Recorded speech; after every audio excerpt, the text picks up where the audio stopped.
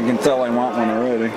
Yeah, well, everybody does. Everybody gets off grinning. That's what I like about being in this business. Okay. We've got about 14 different models that we're selling right now.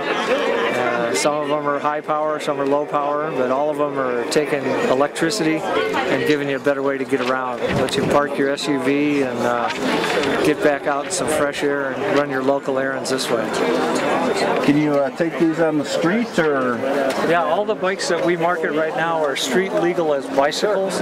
So they're pedal powered and they have a speed governor that keeps them less than 20 miles an hour. So, and that's the federal law. Local laws can supersede those federal laws, but for the most part, if you're on this thing, you're not having any problems.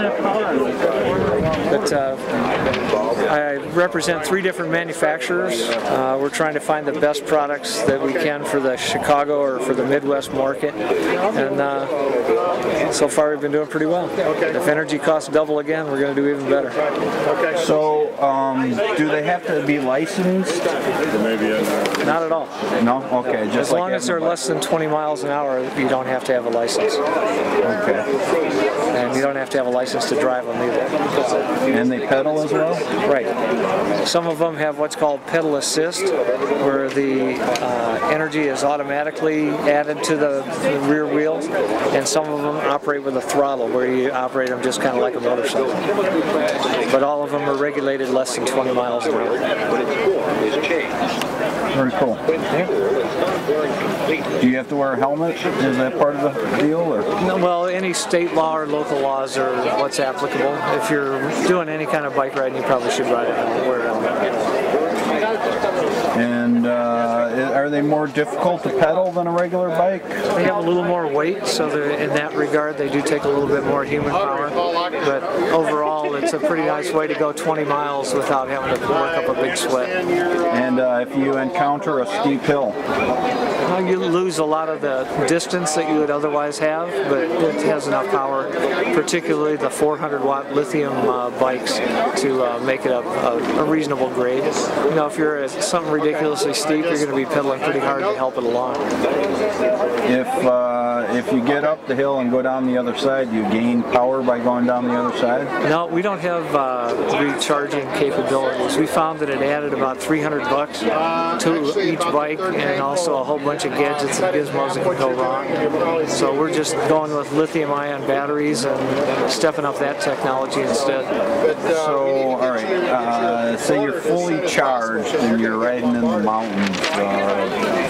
What do you got, 10, 20 miles before? No, it's hard to say. Everything's, you know, if you're a 200-pounder, it's different than if you're 150. If you're into the wind, it's different than if you have it at your rear. You know, probably you're going to have to go out and experiment yourself and figure out what kind of real mileage you're going to get. Do you think this is more of an ideal situation for flat roads, sidewalks, city? It's really just a question of finding the opportunity to use it more so than just to own it and have it in your garage. If you've got an application where you do a lot of 1 and 2 mile errands out of your house, it's a fabulous way to go. If you've got a commute to your job that's 12 to 14 miles, it's a great way to leave your car at home and get there. So, you know, it's just a question of you have to find the right application for it, and then it makes sense. So say you are going 15 miles a day to work and back, do you have to charge it at work? Yes, and the charger comes with the bike. It's about a 2-pound item that you can put in a backpack and take with you. The batteries are removable, so you can take them into your workplace and charge them there. And how long is the charge? Does it take? About 4 to 5 hours on a complete discharge. And do you have to completely discharge? No, that's the beauty of the battery technology, is that with these lithium batteries, you don't have to have a complete discharge to run it right back up to full power with no degradation. So for a full charge, then how many miles are you getting roughly? 20 miles without pedal assist, and you can double that by pedal assist. And how much pedaling would you do to double it? You'd be pedaling at about a 6-mile-an-hour pace, and the bike would take you along at about 18 miles. So, okay, so you're going along at 18 miles an hour, but you're gradually pedaling, and that's contributing to the efficiency of the whole system. Efficiency of the whole system, so 20 becomes 40.